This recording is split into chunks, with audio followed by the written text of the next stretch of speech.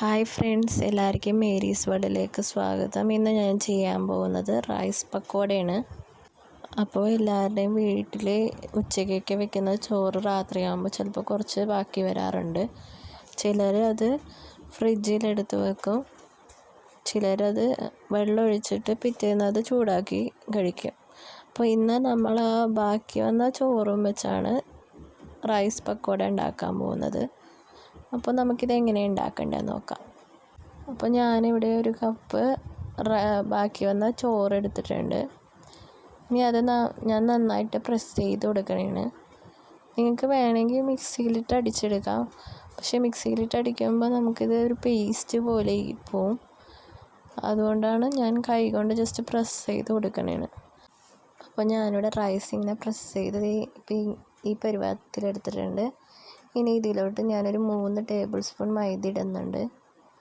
ഇനി ആവശ്യത്തിന് ഉപ്പിട്ട് കൊടുക്കുന്നുണ്ട്. ഇനി ഞാനിതിലോട്ടൊരു 2 പച്ചമുളക് ചെറുതാക്കി അരിഞ്ഞിട്ട് കൊടുക്കുന്നുണ്ട്. ഇനി ആവശ്യത്തിന് കറിവേപ്പില ചെറുതാക്കി ഇട്ട് കൊടുക്കുന്നുണ്ട്. ഇനി ഞാനിതിലൊരു ചെറിയ സവാള നന്നായി ചെറുതാക്കി അരിഞ്ഞിട്ട് ഇട്ട് കൊടുക്കുന്നുണ്ട്. ഇനി ഞാനിതിലോട്ട് ഒരു ടേബിൾ സ്പൂൺ മുളക് പൊടി ഇട്ട് കൊടുക്കുന്നുണ്ട്. ഇനി നമുക്കിതെല്ലാം കൂടി നന്നായി മിക്സ് ചെയ്തെടുക്കാം. ഞാനിതിൽ വെള്ളം ഇപ്പോൾ ഒഴിക്കുന്നില്ല. ഇനി വെള്ളം വേണമെന്നുണ്ടെങ്കിൽ മാത്രം ഒഴിച്ചു കൊടുക്കാം.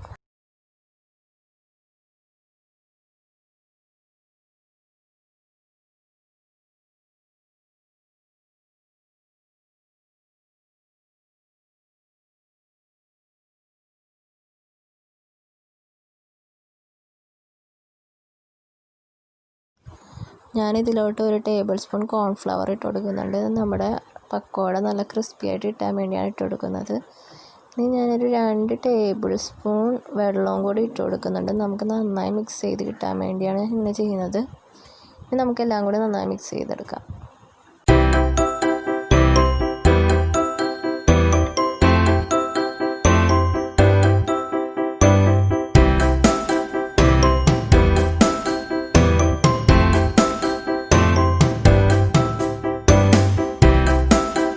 അപ്പോൾ നമ്മുടെ മാവ് നന്നായി റെഡിയായിട്ട് വന്നിട്ടുണ്ട്.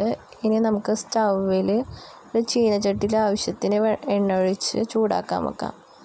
അപ്പോൾ നമ്മുടെ എണ്ണ നന്നായി ചൂടായി വന്നിട്ടുണ്ട്. ഇനി നമുക്ക് ഓരോന്നായിട്ട് പക്കോട ഇട്ട് കൊടുക്കാം. അപ്പോൾ നമ്മുടെ പക്കോട നല്ല ബ്രൗൺ കളറാവുന്നവരേക്കും നമുക്കിത് വറുത്തെടുക്കാം.